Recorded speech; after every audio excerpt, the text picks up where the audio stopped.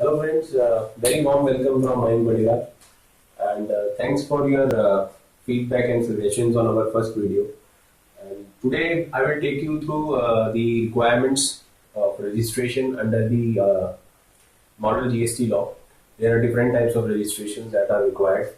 So, based on particular category of a taxable person, they need to take a different type of registration. So starting with the first type of registration, it is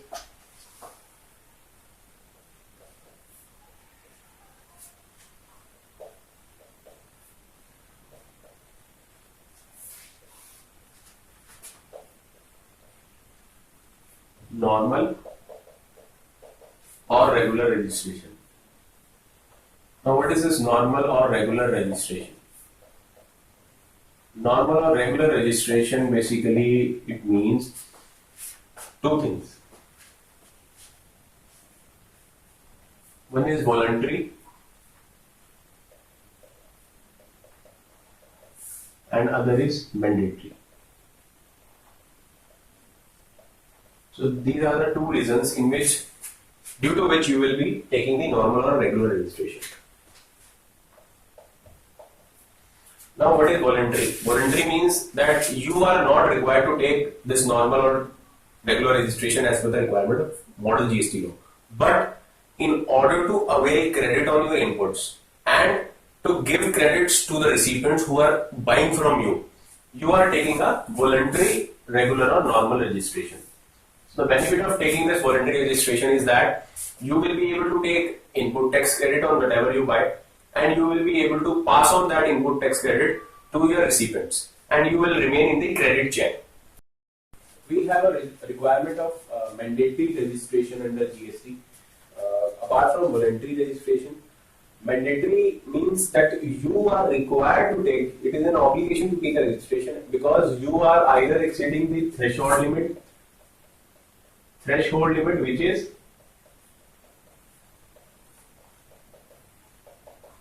your turnover is exceeding 20 lakhs or 10 lakhs. Now this turnover again has a definition under GST. Turnover means whatever total supplies, outward supplies you are doing, including your exempt and zero rated supplies, that will be included in the turnover. And if you are exceeding that 20 lakh limit and you are a taxpayer of a region whose state is other than the hilly areas, then you need to take mandatory the registration under GST. It is mandatory for you to take this registration under GST. And if you are in hilly areas, then that limit is reduced to 10 lakh. Turnover is your aggregate turnover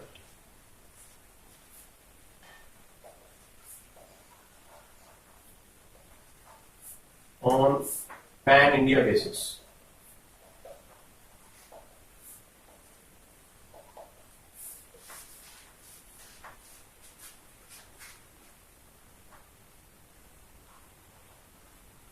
Now what is reverse charge?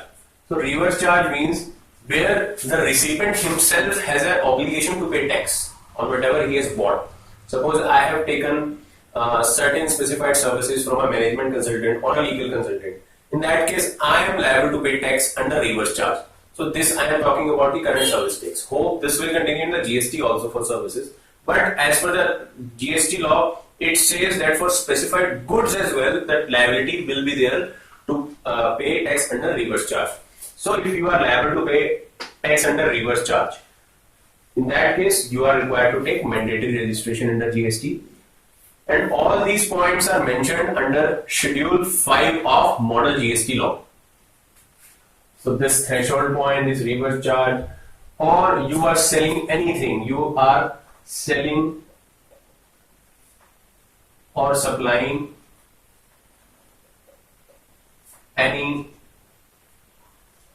goods or services from e-commerce portal. So this we have discussed in our previous video also. So if you are a supplier of any goods or services and you are supplying through the e-commerce portal, in that case it is mandatory obligation on you to take a registration under GST. So this point is there that for a reverse charge and for this case, for both these cases there is no requirement of exceeding threshold limit. Even if you are selling a 1 rupee or you are supplying a 1 rupee of services, in that case you need to take the registration.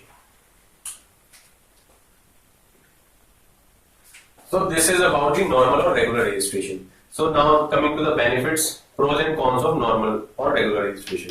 So I have already discussed that.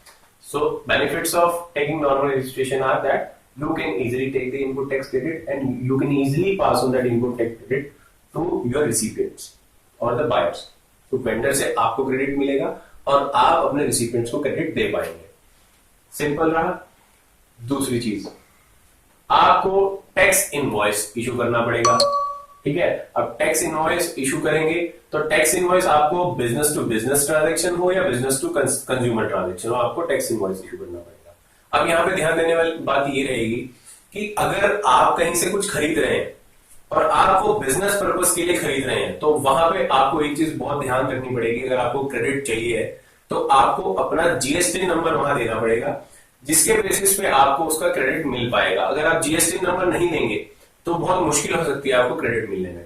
तो ये सब मैं अपने experience के हिसाब से share कर रहा हूँ, बिकॉज हमारे जो जीएसटी में रिक्वायरमेंट्स है, कंप्लायंस रिक्वायरमेंट्स, वो कुछ ऐसे हैं कि आपको टिन नंबर देना जरूरी है अगर आपको क्रेडिट लेना है.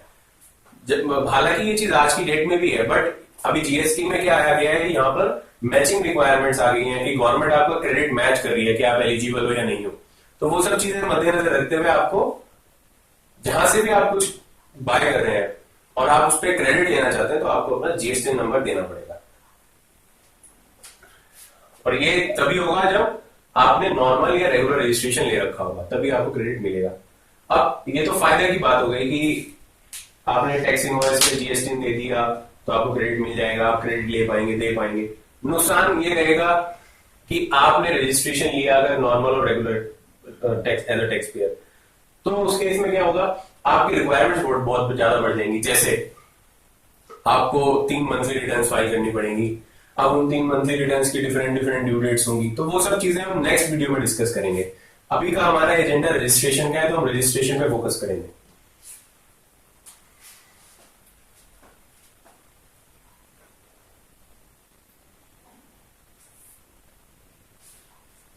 अब दूसरी कैटेगरी जो हमारी है वो है कैजुअल टैक्स पेयर की.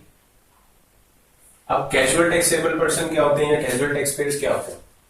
कैजुअल टैक्सेबल पर्सन वो लोग होते हैं जो जैसे if you have seen that trade fairs लगते हैं, है ना, मेला लगता है, उसमें लोग 15 दिन के लिए, 20 दिन के लिए, 1 मंथ, 45 डेज के लिए वो क्या करते हैं, they come there and they do their business for that limited period.